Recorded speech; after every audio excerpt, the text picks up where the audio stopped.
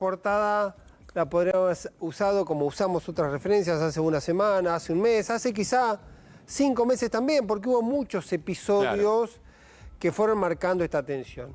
Lo que sí cambió, Pablo, es que en los últimos 7 días ocurrieron 5 o 6 episodios que definen la tensión existente entre Javier Milei y Mauricio Macri. Y me voy a tomar una licencia más. Bueno. Entre los Macri y los Milei, o entre los Milei y los Macri. Hablando naturalmente de Jorge y de Mauricio, y hablando de primos y hermanos. Javier y de Karina.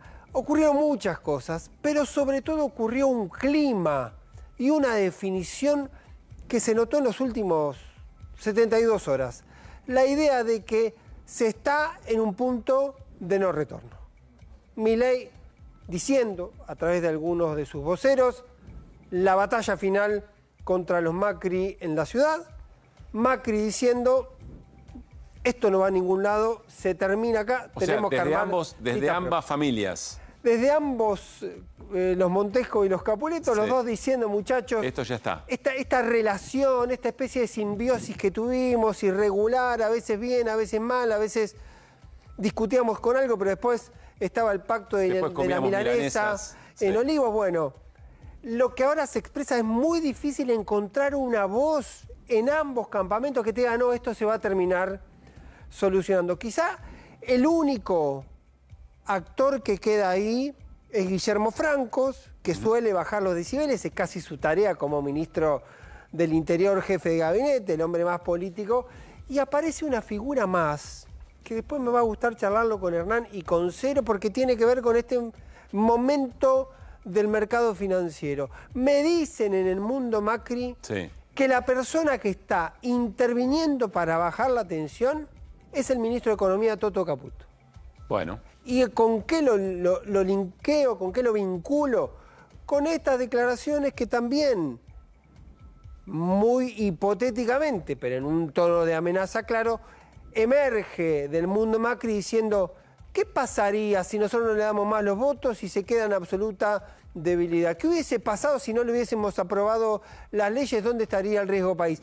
¿Qué pasaría si Macri, discutible, sería interesante en algún momento discutirlo con Hernán y con Cero, si Mauricio Macri empieza a hablar con fondos de inversión, inversores internacionales y figuras internacionales diciendo, che, ojo con Milei? Siempre se dijo, y hasta el propio Mauricio Macri lo ha dejado trascender, que más allá de la capacidad de construcción que pueda llegar a tener Macri en un contexto como este, hay que temer su capacidad de destrucción, su capacidad de hacer daño. Exactamente. Esto lo ratifica, digamos. Uno podría considerar, Pablo, perdón, que en el plano de la política interna tiene un poder limitado a esos 30 y pico votos del Congreso, pero él especula con que su voz a nivel internacional podría ser de mayor impacto, porque también es cierto que desde afuera se lo ve, más allá de los matices que por ahí nosotros encontramos, se lo ve como alguien que respalda la política económica casi a ciegas, sin ningún tipo de objeción. En las últimas 72 horas, ¿qué pasó? ¿Qué episodio? Bueno,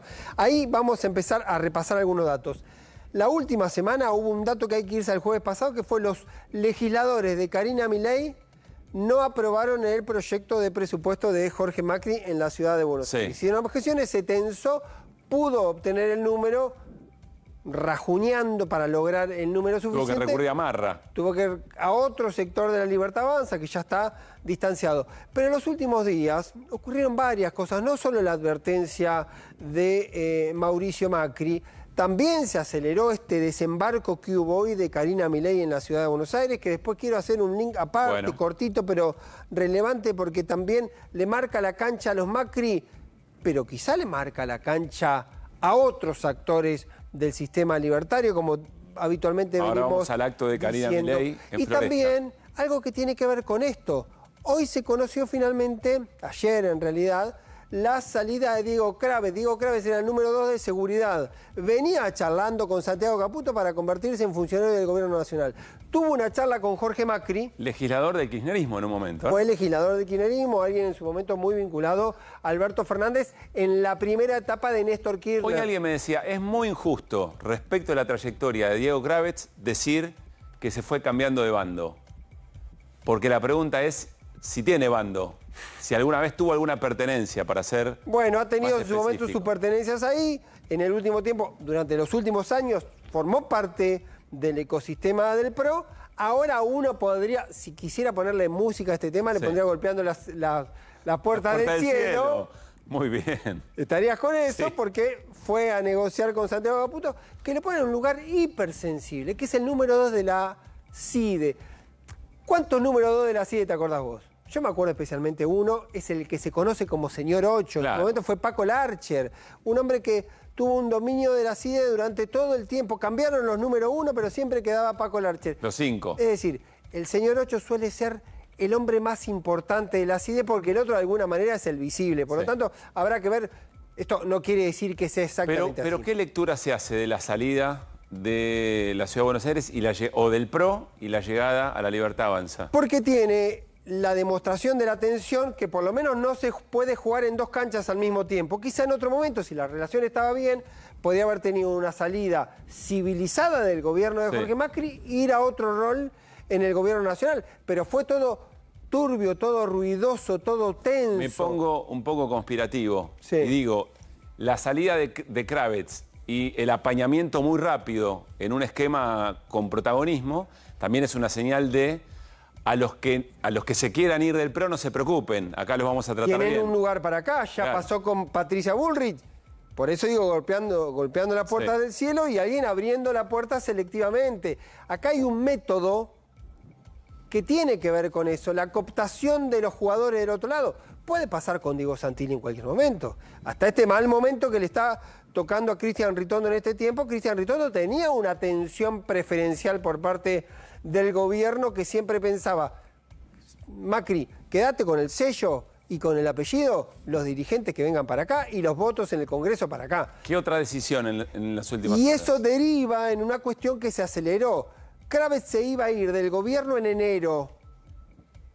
Una decisión que tenía Jorge Macri para relanzar el gabinete, que iba a significar también el movimiento de Néstor Grindetti, que es jefe de gabinete, iba a ir a un cargo mucho más político. Secretaría de Estrategia Política, pero un armador teniendo en cuenta que se viene el año electoral, que juegue en los dos territorios, AMBA y provincia. Ciudad de Buenos Aires y provincia. Bueno, eso también se aceleró por toda la crisis que eso derivó. Y no nos olvidemos que Grindetti y Kravitz son dos figuras muy cercanas. Kravitz fue el heredero de Grindetti en Lanús.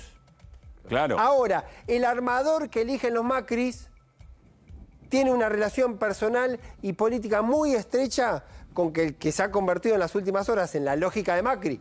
En la lógica de Macri, repito, en una especie de traidor. Que hay puentes, que no está todo roto. Difícil que esa relación se pueda sostener, porque la acumulación de hechos indica que la tensión está increciendo y el clima también está increciendo. Pausa y ahí vamos a algo que se decidió en términos de las elecciones del año que viene. ¿Sí, Hernán? Sí, no, quería preguntarle a Pablo en particular. A ver, Kravitz del fin de Grindetti. Sí. Se va mal de la Ciudad de Buenos Aires. Sí. ¿Eso le pega a Grindetti? ¿Grindetti está tocando la puerta de La Libertad Avanza o sencillamente es un corrimiento y ya?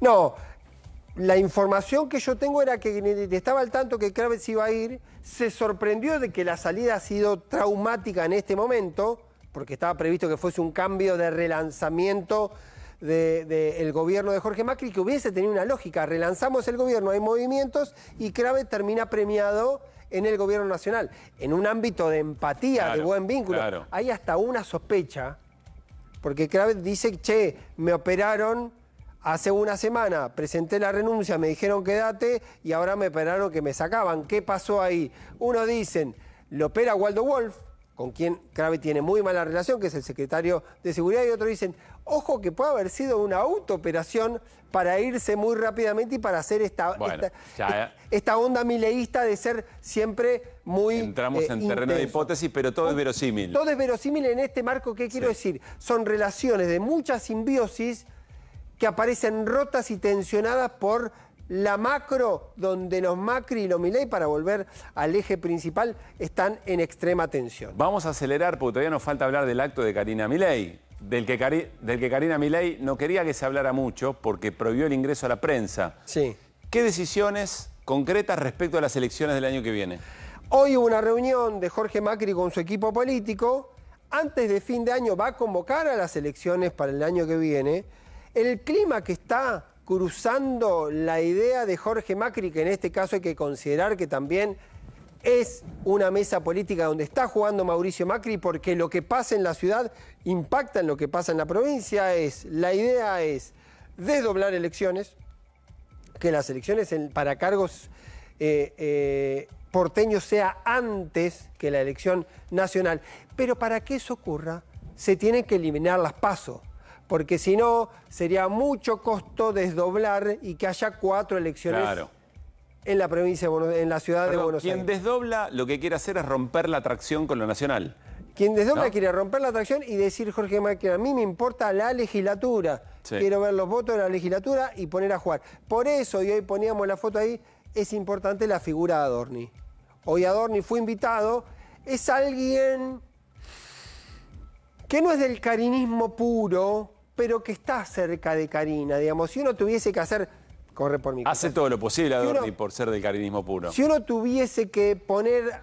Si hubiese 2 extremos entre Carina y Santiago Caputo, ¿dónde lo pones a Adorni? Sí. Bien estuvo el hombre que hizo la ubicación de las fotos, está más cerca de Carina. Gracias, Macho. Pero Carina lo ve como alguien funcional, lo invitó, lo hizo charlar y Adorni, para cerrar, tuvo más suerte que José Luis Esper, que fue invitado, que parece que es el candidato elegido por Milei para ser la primera figura en la provincia de Buenos Aires, pero fue invitado, pero no habló, porque Carina prefirió que hable uno de los suyos, Sebastián Pareja, su armador de la Libertad Avanza. Por eso digo que también estaba en la reunión. Que estaba en la reunión y que tuvo especial preferencia junto a Pilar Ramírez, que es la legisladora porteña de Carina. Por eso digo, es un acto de la Libertad Avanza, pero es un acto carinista de la Libertad Avanza, o por lo menos de esa variable de la libertad. Ahora vamos a volver a ese acto en un rato nada más. Muy buena información, Pablo Ibáñez, para entender que está en un punto de no retorno. Por lo menos en el ahora puede pasar cualquier cosa en la política argentina, pero la sensación de la relación Macri-Milei es punto de no retorno. ¿Qué implicancias puede tener esto? Incluso, como bien decía Pablo, hasta en la expectativa que genera el propio plan económico. Me voy a la mesa.